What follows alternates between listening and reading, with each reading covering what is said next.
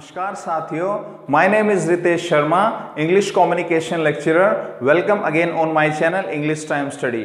और फ्रेंड्स, आज मैं आपके लिए दो बहुत इंपॉर्टेंट प्रेपोजिशंस लेकर आया हूं और ये दोनों प्रेपोजिशंस हमारी डे टू डे कम्युनिकेशन में और राइटिंग पार्ट में बहुत इंपॉर्टेंट रोल प्ले करती हैं। तो आज की हमारी प्रेपोजिशन है प्रेपोजिशन इनटू और प्रेपोजिशन एट। तो आज हम इन दोनों प्रेपोजिशन के अलग अलग यूजेस को डिस्कस करेंगे, किस तरीके से हम हमारी स्पीकिंग पार्ट में और राइटिंग पार्ट में इनको यूज कर सकते हैं, क्या इनके इंपॉर्टेंट यूजेस हैं। और देखिए, जैसा फ्रेंड्स आपको पता है कि हमारी जो स्पीकिंग पार्ट है उसमें ये बहुत इंपॉर्टेंट रोल प्ले कर रही हैं। और अगर किसी सेंटेंस में प्रेपोजिशन हमें नहीं पता होती है या नहीं आती है या हम नहीं लगाते हैं तो वो सेंटेंस जो है ऑटोमेटिकली इनकम्प्लीट सेंटेंस होता है। तो इसलिए बिना टाइम वेस्ट किए अब हम हमारे टॉपिक के ऊपर आते हैं कि यूज ऑफ इनटू की, इसके इनटू के यूज कहाँ होते हैं। तो सबसे पहले मैं आपको यही बता देता हूं कि इनटू का यूज होता कहाँ है और किस तरीके से हम इसको, किस सिचुएशन में इसको हम यूज करते हैं, इसका प्रयोग करते हैं।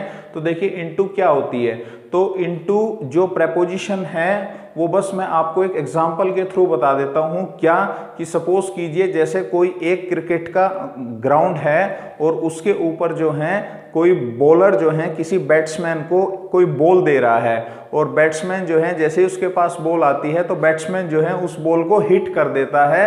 और सपोज उस ग्राउंड के पास कोई तालाब है, कोई नदी है, कोई रिवर है, वो बॉल जाके जो है वहां चली जाती है। तो बस इस एग्जांपल से आप समझ गए होंगे, मैं ये बताने की आपको कोशिश कर रहा हूं कि जब कोई एक ऑब्जेक्ट किसी मोमेंट के द्वारा, किसी एक्शन के साथ किसी दूसरी जगह पर एंटर कर जाता है, प्रवेश कर जाता है, तब हम उस स्थिति में, उस सिचुएशन में प्रेपोजिशन इनटू को यूज करते हैं। और इंग्लिश में भी इसकी यही डेफिनेशन है, it is used when something enter somewhere else with an action. जब कोई एक ऑब्जेक्ट किसी दूसरी जगह पर एक एक्शन के साथ एंटर करता है तब उस कंडीशन में हम हमेशा इस प्रेपोजिशन इनटू को यूज करते हैं। तो अब हम आ जाते हैं इसके एग्जांपल्स के ऊपर, इसके यूजेस के ऊपर कि किस तरीके से हम हमारे सेंटेंसेस में इसको यूज करते हैं। तो फर्स्ट हमारा एग्जांपल है, यही एग्जांपल मैंने आपको लिया है आपको आसानी से समझाने के लिए।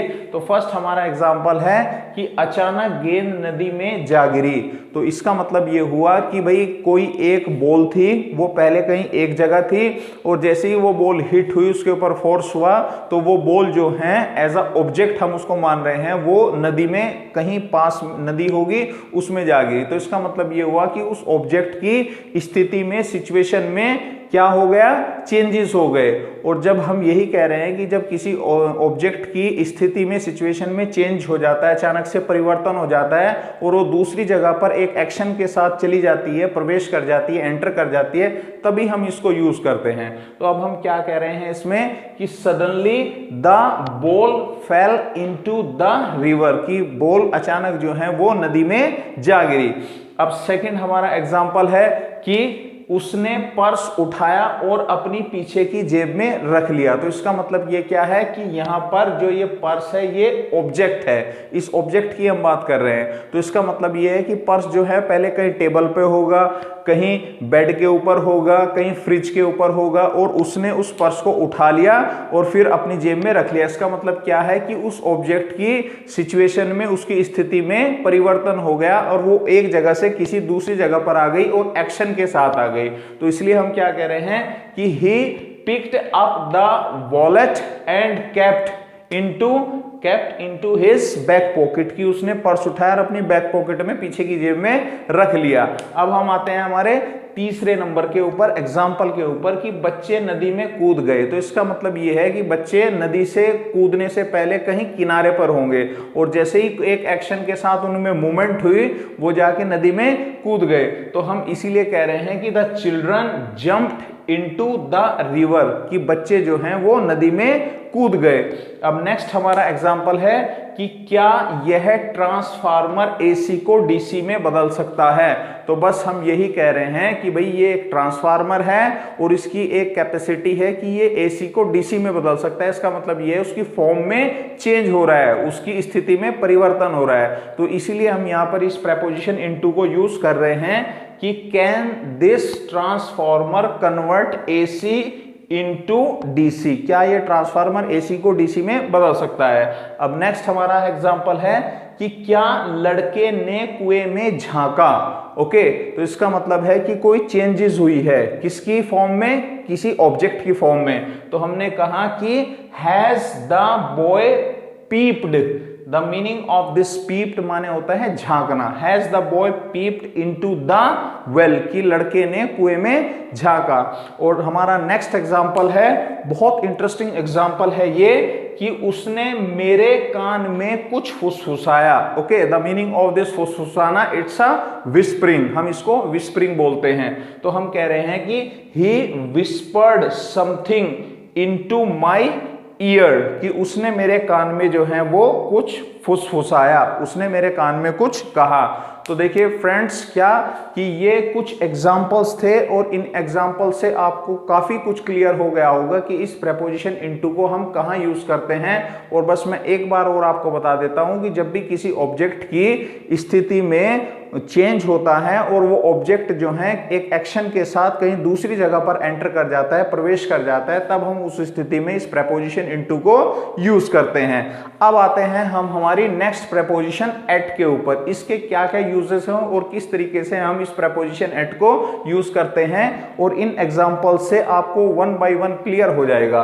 तो फर्स्ट हमारा इसका यूज है कि हम कह रहे हैं कि use with small cities, town and villages. तो फ्रेंड आप ध्यान रखिएगा कि हम हमेशा इस प्रेपोजिशंस को जो है, जब भी हम कहीं छोटे शहरों की, कस्बों की और गांव की बात करेंगे तो उनके साथ हम हमेशा इस प्रेपोजिशन एट को यूज करते हैं। जैसा कि दूसरी तरफ हम इन प्रेपोजिशन इन जो होती है उसको बड़े शहरों के लिए, बिग सिटीज के लिए, मेट्रो सिटीज के लिए यूज करते हैं। तो इसी तरीके से हम इस प्रेपोजिशन एट को जो है वो small cities, towns and villages के लिए यूज करते हैं। तो अब फर्स्ट हमारा एग्जांपल है, हमने क्या कहा कि yesterday it was rainy weather at Saharanpur. तो सहारनपुर क्या है? एक स्मॉल सिटी है। तो इसीलिए हम कह रहे हैं कि भाई कल जो था वो सहारनपुर में बारिश का मौसम था। तो इसीलिए यहां पर हम यूज कर रहे हैं इस प्रेपोजिशन एट को। अब सेकंड हमारा एग्जांपल है कि भाई I am living at Sarsawa. और सरसावा यहां पर क्या है? एक टाउन है। तो इसीलिए हम कह रहे हैं कि भाई I am living at Sarsawa, मैं सरसावा में रह रहा हूं। तो इसीलिए यहां टाउन है, तो हमने क्या इस प्रेपोजिशन को यूज किया, एट को यूज किया। अच्छा, एक इसका एक्सेप्शन भी है, कि इसका अपवाद भी है, कि एक स्थिति में, एक सिचुएशन में हम इस प्रेपोजिशन एट को जो है वो बिग सिटीज के साथ भी यूज कर सकते हैं, बड़े शहरों के साथ भी यूज कर सकते हैं। तो वो किस स्थिति में हम करते हैं? सपोज कीजिए आप किन्हीं दो बड़े शहरों में जा रहे हैं, यानी कि आप बंबई जा रहे हैं और आप कह रहे हैं कि भाई मैं बंबई जाते हुए रास्ते में दिल्ली में भी रुकूंगा। शायद आप 4 घंटे, 5 घंटे, 10 घंटे, ओके, या एक नाइट के लिए रुक रहे हैं। तो बस आप इस बात को ध्यान रखेंगे कि जब आप किसी दूसरे शहर में जा रहे हैं, किसी दूसरे बड़े शहर में जा रहे हैं, आपकी डेस्टिनेशन मंजिल कोई दूसरा शहर है, उससे पहले आप कुछ घंटों के लिए कुछ छोटे शहर में, बड़े शहर में रुक रहे हैं, तो उस कंडीशन में आप हमेशा इस प्रेपोजिशन एट को भी यूज कर सकते हैं। तो अब सेंटेंस कैसे होगा? आपने किसी को कहा कि भाई मैं बंबई जाते समय दिल्ली में भी रुकूंगा। तो बस आप इस सेंटेंस को क्या कह रहे हैं कि I will stay at Delhi on my way to Mumbai, कि भाई मैं मुंबई जाते समय दिल्ली में भी कुछ समय के लिए रुकूंगा। जब whenever you are just talking about for the time being, कुछ समय के लिए जब आप रुकने की बात करते हैं, तो उसके लिए आप हमेशा जो है प्रेपोजिशन एट को भी यूज कर सकते हैं बड़े शहरों के लिए। अब आते हैं हमारे पॉइंट नंबर सेकंड के ऊपर। तो सेकंड हमारा पॉइंट है कि यूज विद स्मॉल प्लेसेस। क्या? यानी कि छोटे स्थानों के लिए भी हम इस प्रेपोजिशन एट को यूज करते हैं। और कैसे करते हैं? सपोज आप बात कर रहे हैं बस स्टॉप, आप बात कर रहे हैं प्लेटफॉर्म, आप बात कर रहे हैं होटल, आप बात कर रहे हैं स्टोर, आप बात कर रहे हैं डोर। ओके, तो whenever you are just talking about small places you will always use this preposition at. आप जब स्मॉल प्लेसेस की बात करेंगे तो उनके साथ भी हमेशा प्रेपोजिशन एट को हम यूज करते हैं। तो हम कह रहे हैं at bus stop, at platform, at the hotel. तो अब हमारा एग्जाम्पल क्या है?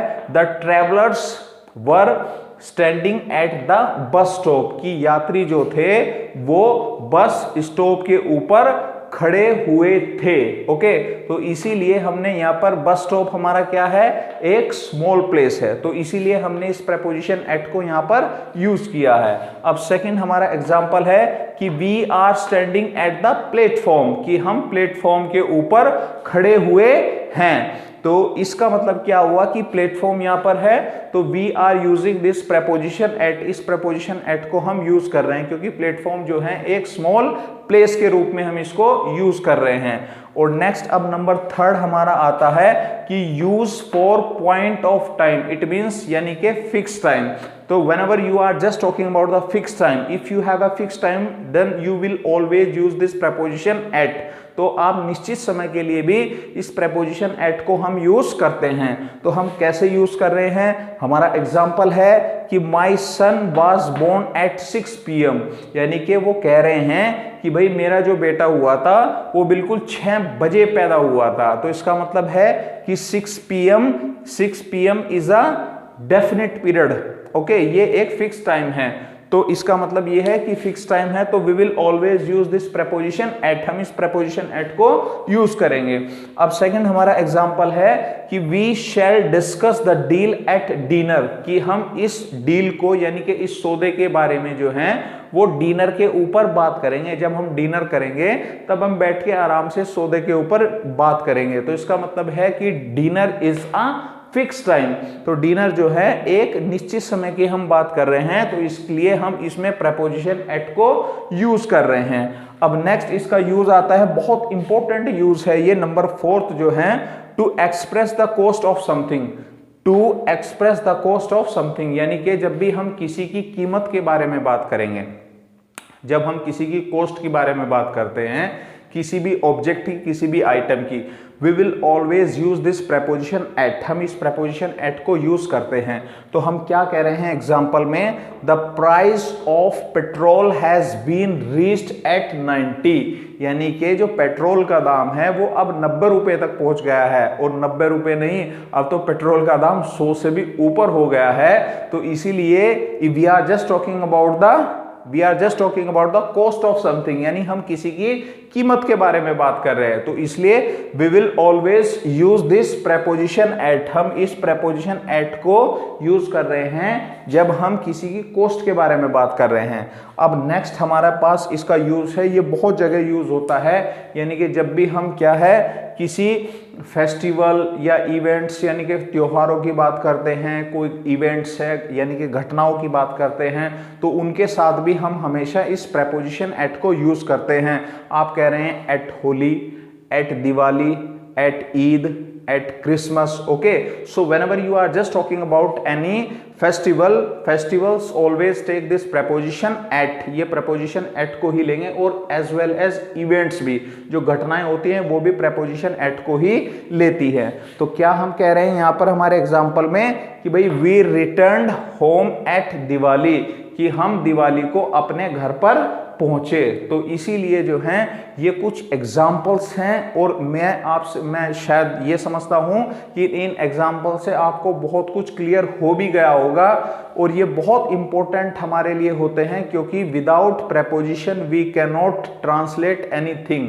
ओके, हम कुछ भी ट्रांसलेट नहीं कर सकते हैं, and as well as we can not speak, और हम बोल भी नहीं सकते हैं। तो इसलिए मेरी आपसे रिक्वेस्ट ये भी है कि ये तो कुछ एक एग्जाम्पल्स ही थे, और ये मैंने आपको डिस्कस करके यहाँ पर बताए हैं एग्जाम्पल्स को। आप अपने भी सेंटेंसेस में इनको प्रेपोजिशन को दोनों को यूज करें, भले ही आप एक एक दो सेंटेंस इनके बनाए प्रेपोजिशन को यूज करके, लेकिन आप इसको प्रैक्टिस करने की कोशिश करें। Definitely you will get something from this these examples। Okay, तो इसीलिए अब मैं आपसे रिक्वेस्ट करूंगा कि आप ज्यादा से ज्यादा इसको शेयर करने की कोशिश करें ताकि दूसरों को भी इसका बेनिफिट हो। तो इसीलिए it's my request to you that please share as much as possible। okay, and you have to, if you have any comment then you can write in comment box। okay, thank you so much।